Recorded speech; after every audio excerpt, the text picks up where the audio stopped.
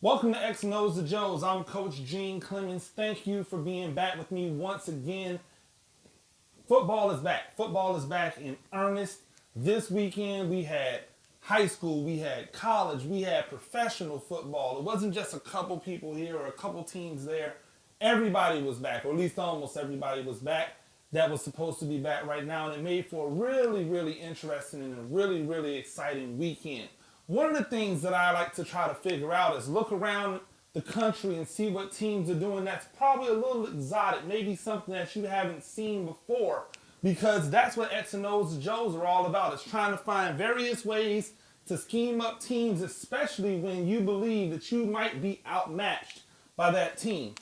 That brought me to one specific game. That was the Syracuse versus North Carolina game. And although North Carolina won, Syracuse really made it interesting. And one of the reasons they made it interesting is because they gave North Carolina something to think about. They made them think about a formation that I have not seen run in American football.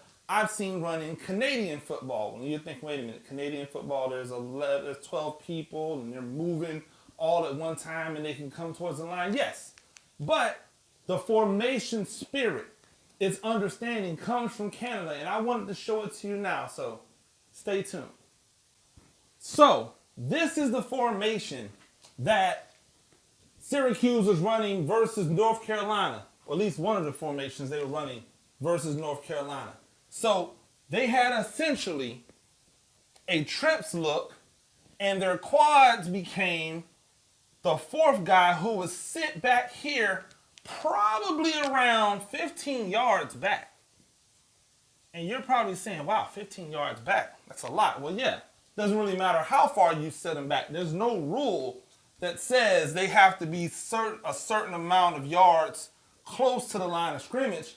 They just have to be off of the ball. So if you think about where a running back would normally be in the backfield, he would probably be at 7 yards, maybe 8 yards.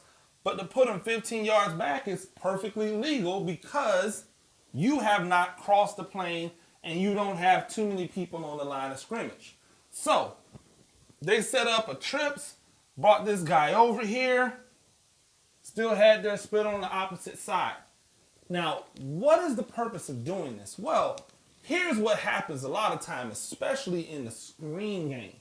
Because this guy is so close to the line of scrimmage, one of these guys will be able to get to him before the quarterback is able to designate an opposite place to go. So what putting him back here does is twofold. A, they've got to come further to get to him, which means that one of these guys are probably going to be open where they shouldn't be open. Two, this guy's coming forward, so now when he catches it with a head of steam going forward. He also catches it with an ability to make somebody miss before they're able to get to him. So it gives him a little bit more room to breathe. It allows these guys to work their blocks without having to worry about that guy being immediately up on whomever should be right here. It allows the quarterback to make a comfortable throw back and not necessarily a rushed throw where he has to catch, turn, and throw really quickly because these guys are bearing down on him. Now he can come, turn, read correctly, make a good throw. Doesn't have to be a laser beam, which makes it an easier catch for this guy. And then obviously you still, if you just wanted him to be a decoy back here, you could still run any of your 3-by-1 concepts. So some great things that you can do out of a formation like this. Now let's see how a defense might actually align to this. Now, the problem for a defense is that aligning to this is very similar to the way you would just align to a regular 3-by-1 formation because there's nothing that really is immediate that you have to account for. So, let's say if you were getting a 30 front and you've got your nose and your ends here. 30 front, you may be two high safeties. So you bring that guy down. You've got your backer route here over number 2. You've got a safety over top. Backside corner. Here. here. You may bring this backer off edge and your strong safety there. So, again, your normal set. You got 3 for 3. Kind of treating this guy as if he's a running back in the backfield. So this is what you might see. You probably get some type of action off of the weak side here, and then whatever these guys are going to do there. Now, because of the way you might line up to this, like say if you're in a cover 2 or whatever, you've got 3 over 3. You're going to make sure that your guys can beat these guys. But if this guy was in the backfield, then that guy would be a guy who would chase him down. But now, he's out here. So does this guy expand out? Does he walk out in order to account for him? Leaving essentially another 5-man box with this Mike having to be almost stacked right here and account for this B gap. You have this C, B, he's going to be A. He'll be here accounting for these gaps. Or do you leave him the same and now it's essentially 4 on 3? So do you bump that guy out? Do you roll this guy down, roll this guy over the top, lock up on the backside so that you keep those guys in there? Again, now these 3, but look how far this man is from this man. So if they get their blocks, he's going to make positive yardage. Because there's probably no way that this backer is going to be able to get to that guy. I don't care if he is 15. When the ball is snapped, he's coming forward. He can't just go, oh my God, I'm going to run out here. Because if he does, that opens up all of this QB gun run stuff. It opens up backside crossing routes. It opens up replace routes from number 3. So they still have to worry about covering these 3 guys, as opposed to just, we're going to focus in because if this guy is here, it's automatically a screen. So you can see how it would cause some disruption for a defense to be able to align to this. Now, you're probably asking yourself, what kind of plays do you run out of it? Great question. We'll go to that next.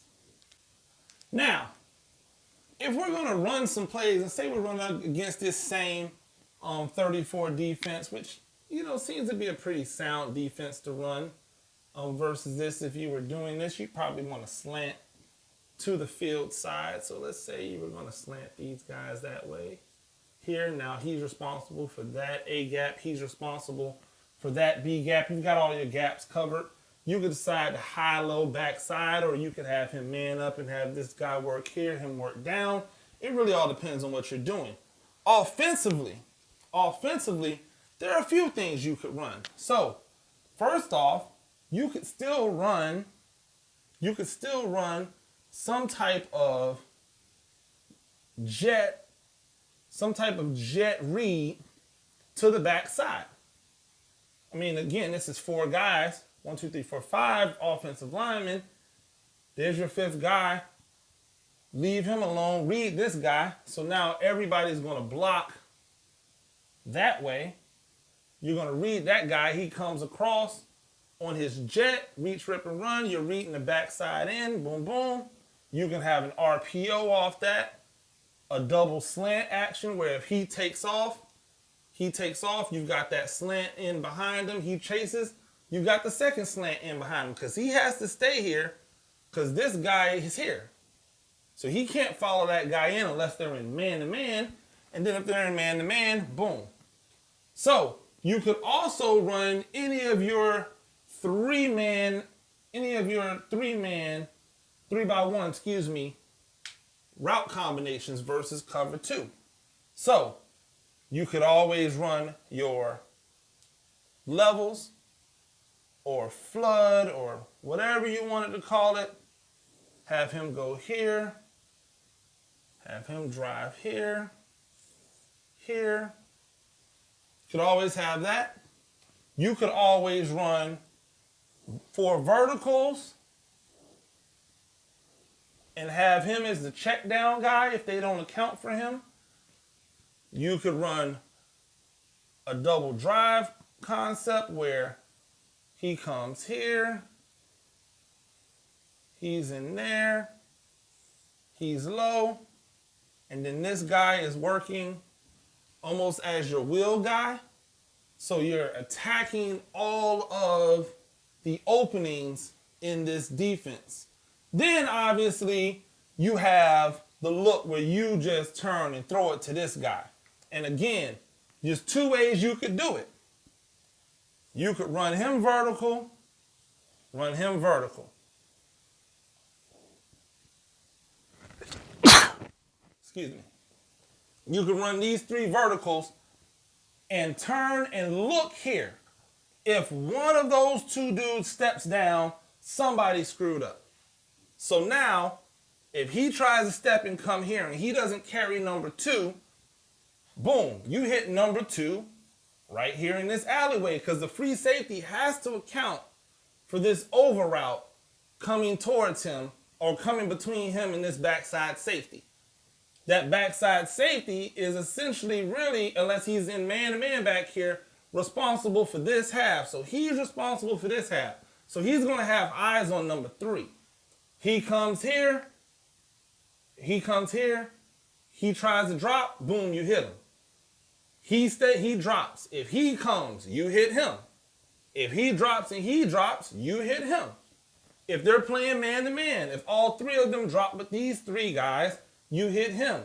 If any one of these 3 tries to come for this guy, you hit the guy they should be covering if they're in man-to-man. Now, this guy is essentially the guy that should have to take this guy. If he plays from here, barbecue chicken, run it every time. They'll never be able to stop it. The only way they stop it is if one of these guys makes a play. And good luck if you got a shifty guy here for those guys making a play every single time.